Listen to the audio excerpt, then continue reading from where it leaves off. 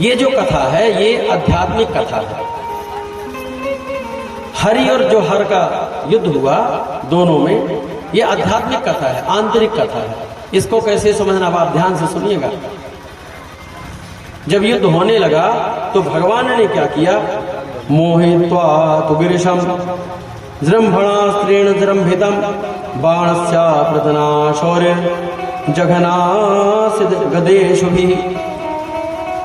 भगवान कृष्ण ने जो है शिव की तरफ एक जृंभास्त्र बाण चला दिया नमन करने के हिसाब से। कौन सा बाण? जृंभास्त्र बाण। तो जब जृंभास्त्र बाण चला दिया, जृंभास्त्र मतलब जिससे आलस आने लगे, तो भगवान शिव की तरफ जब जृंभास्त्र बाण चला दिया तो शिव के पास जाकर के वो बाण लग गया और भगवान शिव को आलस आने लगा।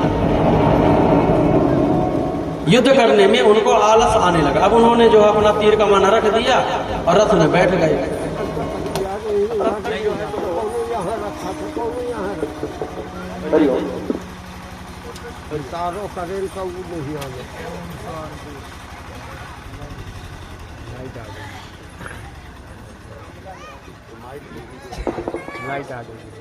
हरिओम।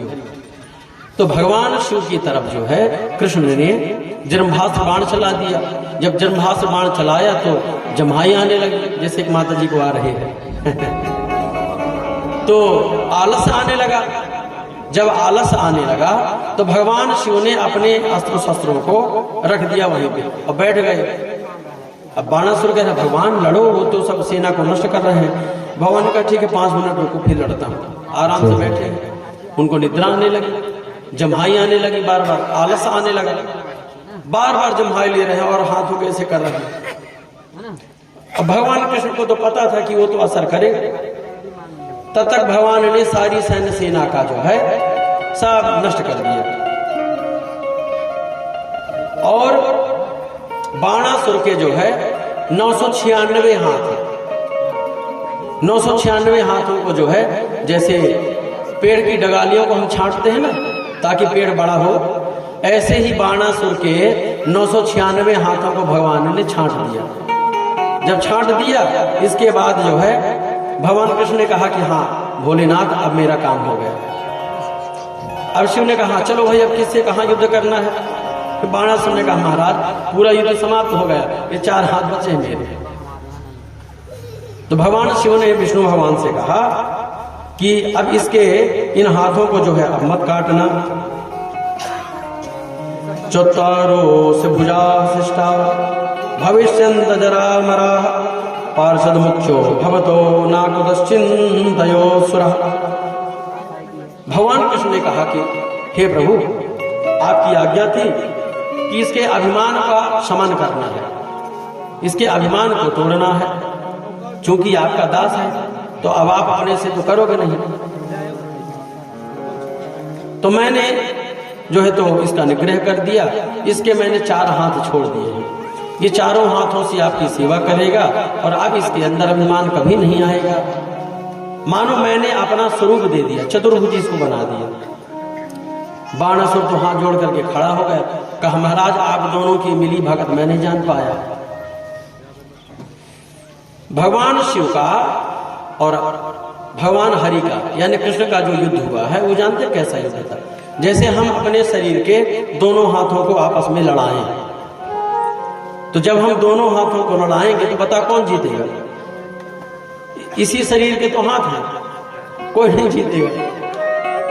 ये हाथ हमको देखने में 2 अलग अलग लग रहे हैं पर जुड़े तो इसी शरीर से हैं। तो ऐसे ही वह जो परात्पर ब्रह्म है उसी से ये 3 देव निकले हैं, ब्रह्मा विष्णु महेश। प्रथम सत्र में बताया गया था, हम सब सुबह सुबह आरती होती है ना भगवान भोलेनाथ की, प्रणवाक्षर के मध्य ये तीनों एका। प्रणवाक्षर यानी प्रणवाक्षर, प्रणव कहते हैं ओम को, ओम को कहते हैं प्रणव। तो प्रणव अक्षर में जो है 3 शब्द हैं। कौन कौन से? आ, उ, मा। आ का मतलब क्या होगा?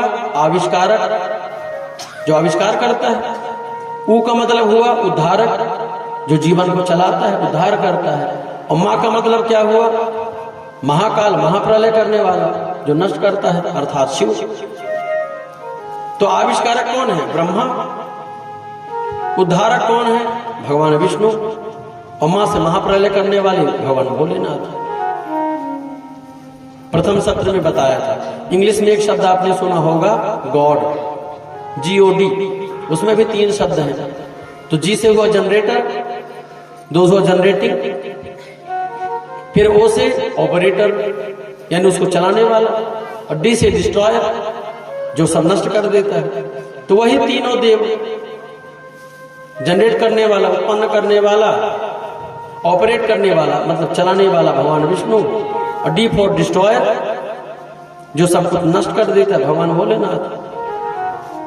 तो उनको भी यही लगता है, क्योंकि ये जो सृष्टि है सबके अनुभव जो है ना ईश्वर के प्रति जो है वो एक जैसे होते हैं। रास्ता अलग अलग होगा, नाम हम अलग अलग बोल सकते हैं,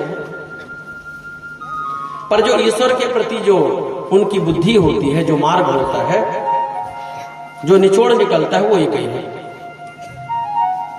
विदेशी भी मानते हैं कि हाँ कोई पराशक्ति है, उसको मानते हैं, जिसको हम राम कृष्ण इत्यादि कहते हैं। तो इस प्रकार से जो है बाणासुर जो था इसका उद्धार हुआ, और अब अनिरुद्ध के साथ उषा का विवाह हो गया। तो ऐसी है भगवान की कथा।